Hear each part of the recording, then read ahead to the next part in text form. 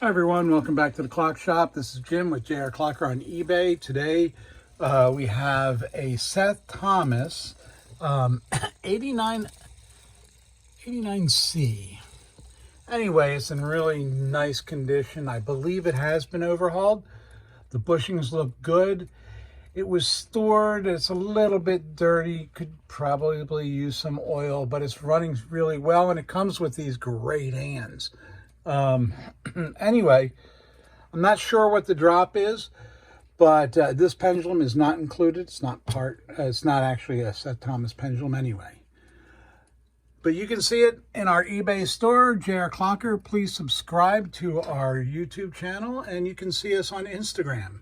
Thanks for stopping by.